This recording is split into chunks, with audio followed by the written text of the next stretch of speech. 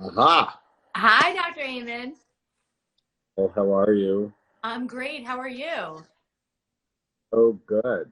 It is so nice to see you again. Yes, same here. I'm so happy to be in this happy new year. 2022 is here, ready to get it going and hoping for the best for health and wellness for everybody. Well, I'm so looking forward to it. And you have just joined the Brain MD team. That's right. Yeah, I'm so excited to be with you guys. It's just such a great group of people, and I just love everything about Brain MD and about all the wonderful things you guys are doing. Well, and if you look online, we have people from Australia and Chile. Tell us where you're from. It's just so much fun for me. Um, so let me introduce Dr. Avena to everyone. She's an assistant professor of neuroscience at Mount Sinai School of Medicine. She's a visiting professor of health psychology at Princeton. She trained at Princeton and Rockefeller University. She's a best-selling author. What to eat when you're pregnant, what to feed your baby and toddler, what to eat when you want to get pregnant. She's been on the Dr. Oz show and covered all over the place. You know, I'm just so grateful we're working together. She's now the chief science officer at BrainMD. And what we're doing at BrainMD is we're going to do 30 days of building a better brain. I mean, how exciting is that? Although, you know, I always chuckle to myself. It's like, it's 30 days to get started, but these are things you need to be doing every day. Yeah, absolutely. And I just love the whole 30-day program because there's so many things that we're going to be doing over these 30 days that I don't always necessarily think about when you think about brain health, like, practicing your listening skills. I mean, that's so important to our wellness and just to our relationships with other people. And it's important to our brain health. And that's why I really just love this whole idea as a great way to jumpstart really just a brain wellness routine. Well, and then in February, we're going to do a 30-day happiness challenge for anyone who pre-orders my new book, You Happier, the 7 neuroscience secrets of feeling good based on your brain type. We are here to support your brain health, your happiness, your mental health. Our goal at BrainMD, or our mission, is to end mental illness by creating a revolution in brain health. So tell people your story. How did you get involved in health psychology and neuroscience? I think people would love to hear that. Yeah, so my story is that I was interested in the brain ever since I was a little kid. I was always fascinated by it. And I ended up going to Princeton to do a PhD in neuroscience and psychology. And I actually got interested in nutrition and how nutrition affects the brain. And I spent a large part of my career actually studying something that you and I are very passionate about and share this interest in, and the fact that sugar is so bad for our brain. And my lab's been studying this for many years. We've actually shown that sugar can be addictive and it can change your brain in a way that resembles an addiction to drugs and alcohol. And so it's just so amazing when you take images of a person's brain who is overeating sugar and compare those images to the brain of someone who's been addicted to cocaine, and the images are essentially identical. And to me, it's just so telling because I think that the nutrition piece is so difficult for people. So many people have a hard time giving up the processed food, the junk food. And we know that that is the one thing that is really damaging our brains and the one thing that we can control. We can get our nutrition under control and make sure that we're getting all the right nutrients, cutting out the sugar and the processed food. It can really have such a dramatic impact on the way we feel. In all of our clinics, one of the things I discovered was when I get people to eat right, they think right.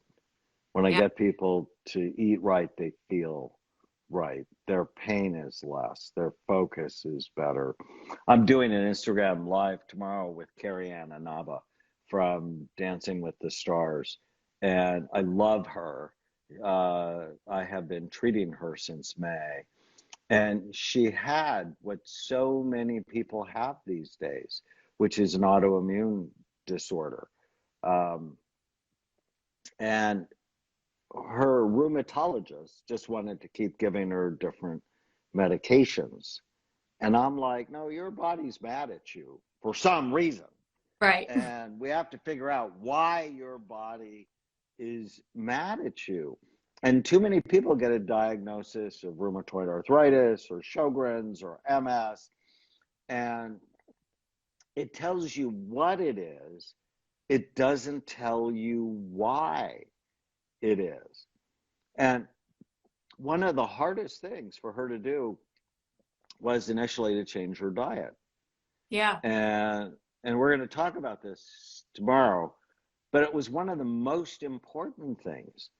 And now she knows that when I eat something, if it's not good for me, my body will tell me it's not good for me in pain, in tiredness, in brain fog. And I mean, I sort of think we should all be on an elimination diet all the time, right? Because why are you going to eat things that hurt you? Exactly. Yeah. Right? I mean, you and I have a relationship, and I love that. And, you know, I'm not going to love people anymore that don't love me back. Yep. Right? I've been in bad relationships, and I'm not doing that. Yeah. And why would you be in a bad relationship with food? People go, oh, but I love brownies, but they beat you up.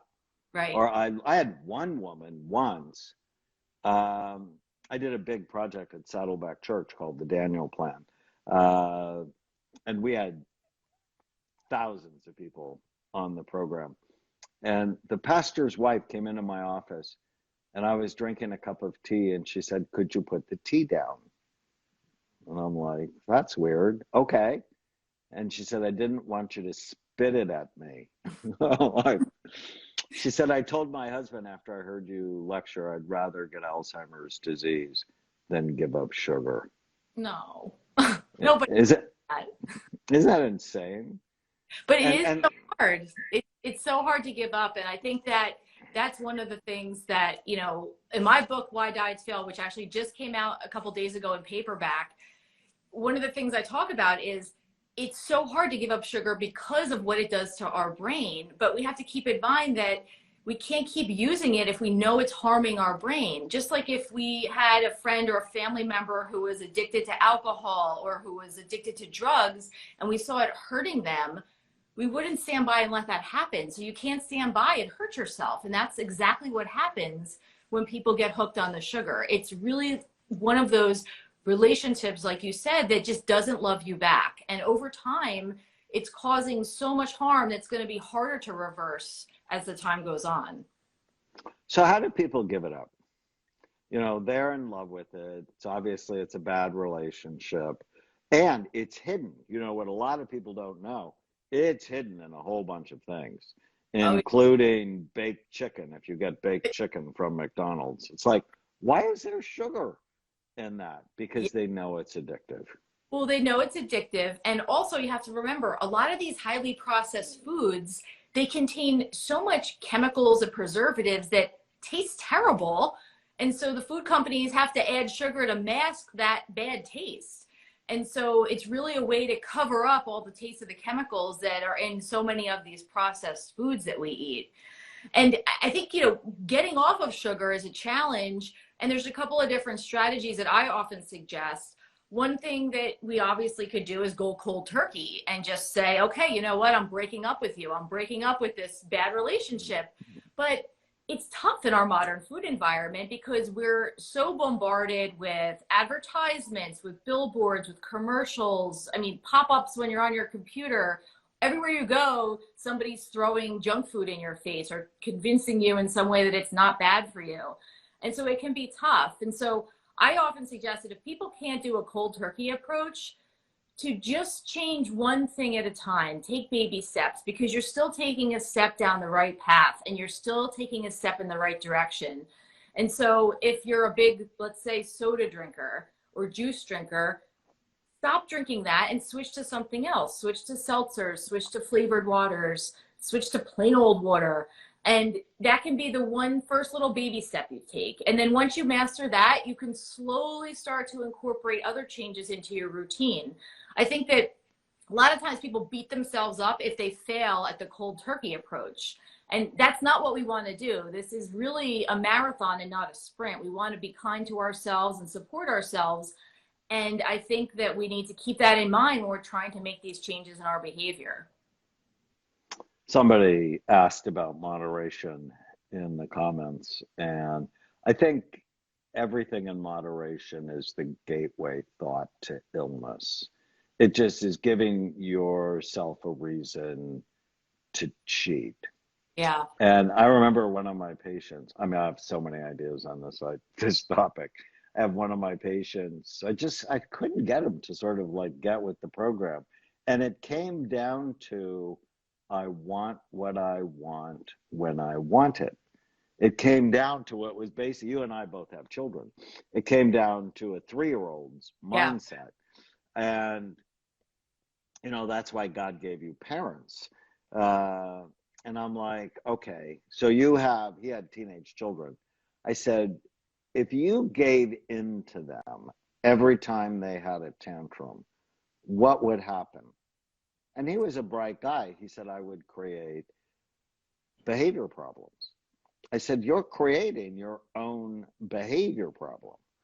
And I said, the one thing, so I don't know if you ever saw the movie City Slickers with Billy Crystal. I love that movie. And he's trying to find himself. He's a person from Manhattan and he goes to a dude ranch. And the cowboy goes, the one thing. You just have to know the one thing. And then in the next scene, Curly, the cowboy, dies. And so Billy never learned the one thing. But I figured out the one thing is when you do the right thing, feel good about yourself. When you do the wrong thing, that's when you're depriving yourself of what you really want. Because ultimately, what do we all want? We want health. We want energy. We want a good memory. We want a fast mind. We want a trim body. And it's when you're only depriving yourself of health. And that's a big deal. And how many names are there for sugar? Oh gosh, I think last time I checked, it was up to about 56 or 58.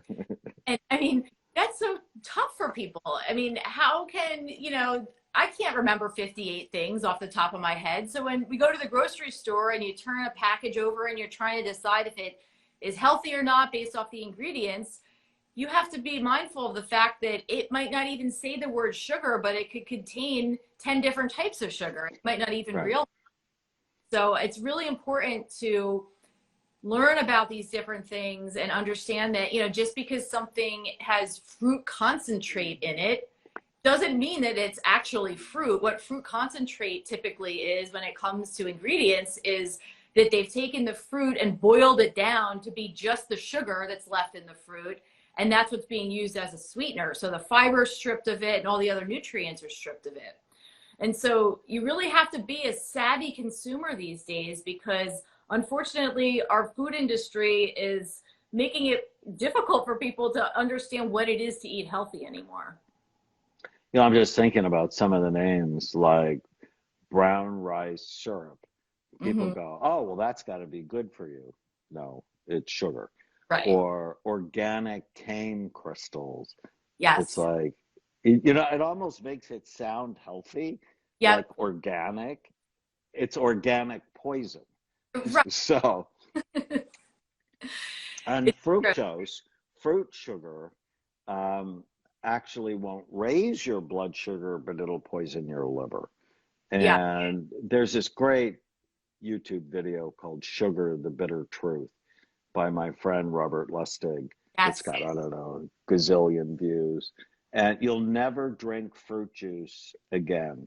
And so often parents go, oh, I feel really good about myself because I could get my kid to drink orange juice. But, when is it rational to have the sugar from 4 or 5 oranges Right. at one time? That's just not a rational thing to do. But we feel good about, oh, they want apple juice, or oh, they want orange juice, when water would be so much better Yeah, or for even, them.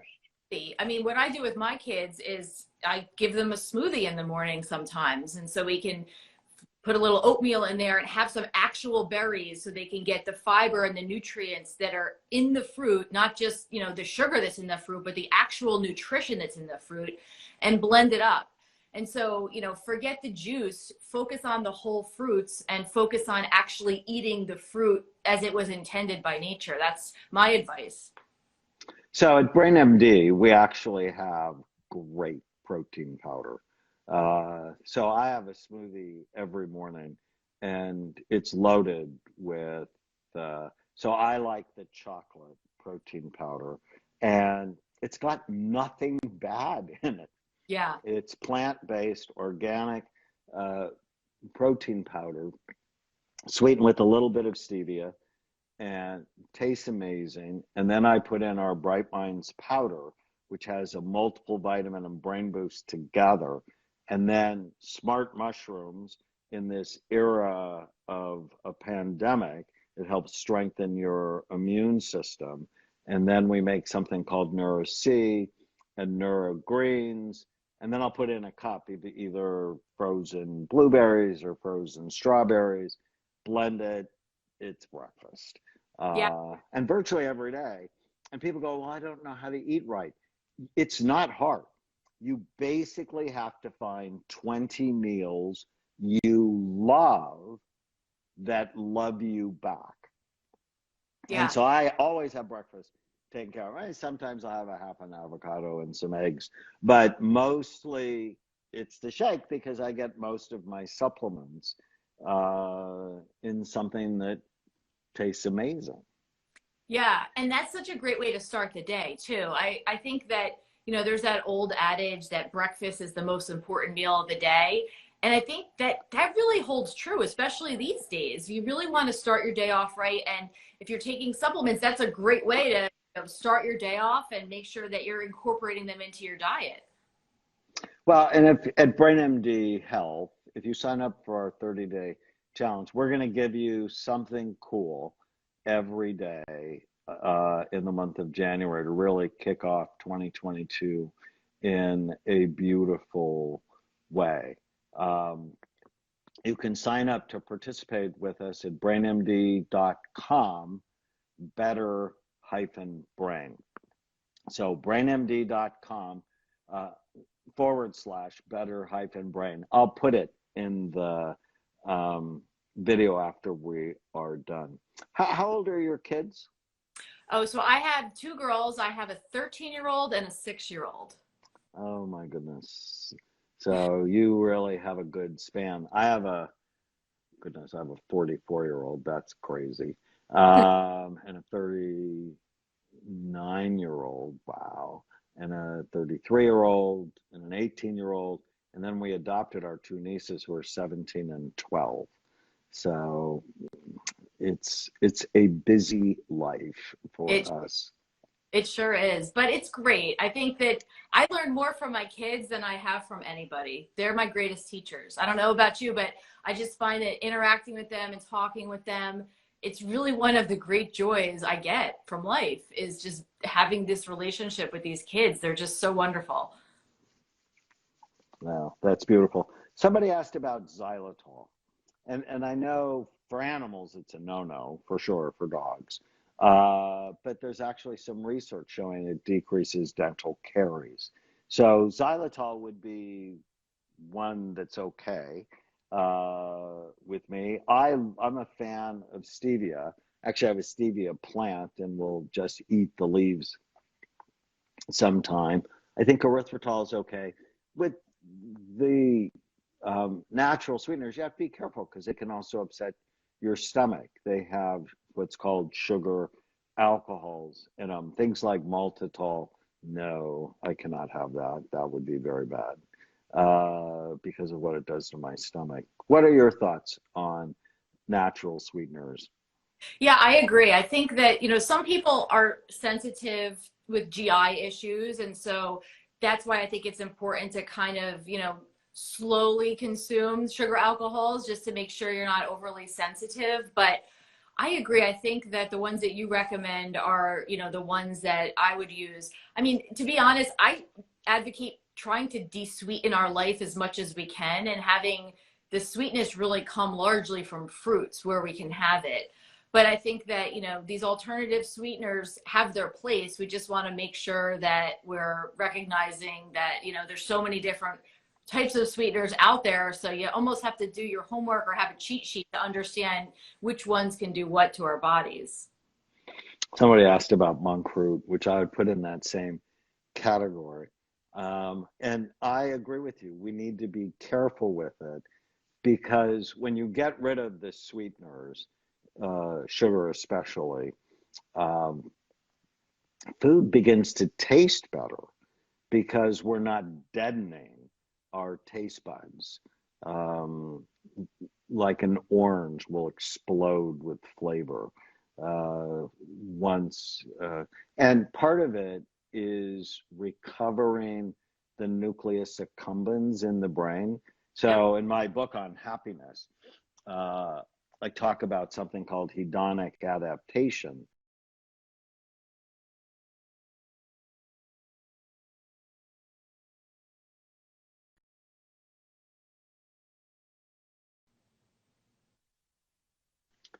And pretty soon you just need more and more to feel anything at all.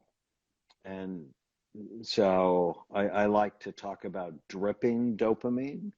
Hmm. Don't dump it. So dopamine is the neurotransmitter that pushes on the nucleus accumbens. So think of them as the little pleasure buttons in your brain. You get a surge of dopamine, you go, whoa, like that. I mean, it really helps you pay attention to whatever is reinforcing it. But if you push on it too hard, too often, think cocaine or sugar, as Hmm. you said, pretty soon you just need more and more to feel anything at all. Yeah, and that's actually what the research studies show. We've published so many studies in my lab showing that exact phenomena where when you consume sugar, it lights up the brain in the nucleus accumbens, the activation of the dopamine system. And it's just so amazing to see how similar it is to what happens when drugs of abuse are being consumed. And so I love what you said about, dripping your dopamine, not, gushing it, because that's really what we want to do. Our brains were not designed to have this hijack of our reward system that occurs when people are overeating sugar. We were designed to have it be a more slow reward process. And so I think that's why it's so important to keep in mind that, when we eat all these highly processed foods with lots of added sugar, we are overactivating and overstimulating that nucleus accumbens with dopamine. And the result is going to be that our brains are just going to change, and it's going to be more and more difficult to be able to enjoy the healthy foods and the pleasurable foods because our brains are constantly going to be seeking out the junk. Well, and there was a comment I was watching about carbs and getting rid of carbs. And, I like to differentiate between healthy carbs, smart carbs, and I call them dumb carbs. Dumb carbs are carbs that'll make you stupid over time, which there's a study from the Mayo Clinic that said people have a fat-based diet have 42% less risk of getting Alzheimer's disease. Wow. People have a protein-based diet, think of the Atkins diet, they have a 21% less risk of getting Alzheimer's disease. But people have a simple carb diet, um, sugar, bread, pasta, rice, fruit juice, have a 400% increased risk of getting Alzheimer's disease. Anything that is high glycemic means it raises your blood sugar, and low in fiber. The more you can get rid of those carbs, the better your blood sugar is going to be. And we know if your blood sugar goes up, blood flow to the brain goes down. That having diabetes or pre-diabetes is a disaster for brain function. Yeah, and some researchers are now even talking about calling Alzheimer's disease and dementia as a form of type 3 diabetes because there's such a strong link between blood sugar and cognitive impairment later on. So I think it is important to keep in mind that, what we're doing to our brains now while we're young can have an effect on us later on. And so I don't know about you, but I worry about what my life's going to look like 20 or 30 years from now. I want to be a happy and healthy older person. I want to be active, hopefully with my grandkids and doing all these things. And I think we need to keep that in mind when we're younger and, do our best to take care of our brains and take care of our health so that we can preserve it for our longevity. Well, if you live to 85, you have a 50% chance of being diagnosed with Alzheimer's disease. I don't know about you, I hate those odds. And it means no matter what your age, you should be on an Alzheimer's prevention program. And things like obesity and diabetes and hypertension accelerate the risk. What a lot of scientists are really beginning to figure out is Alzheimer's is a lifestyle disorder. And if you want to keep your brain healthy now and later, getting your habits right are just absolutely critical. And in my writings, I talk a lot about tiny habits, the smallest thing you can do today that will make the biggest difference. And the mother tiny habit is whenever you go to eat something or do something, just ask yourself, is this good for your brain or bad for it? And quite frankly, most second graders would get a 90% on what's good and what's bad for their brain. And if you can start today just asking yourself that question, you're going to start making much better choices. And most people still don't know, with a better brain, everything in your life is better.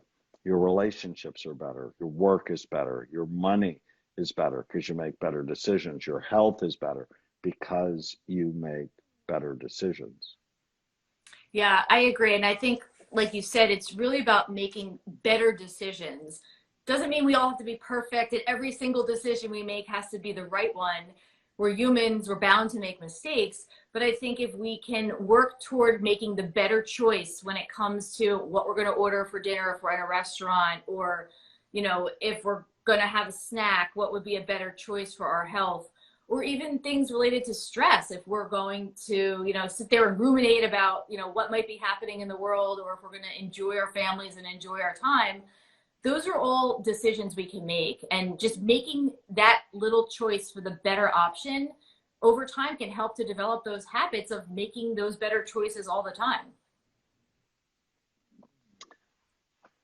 So there's a lot of comments about good and bad carbs, which I love. I love the engagement.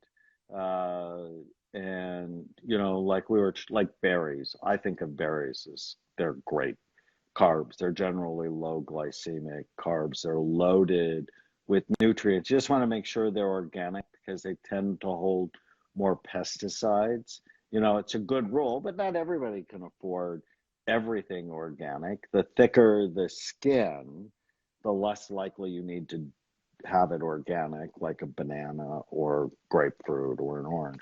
But if you're eating the skin, as in strawberries and blueberries, you really want them to be organic.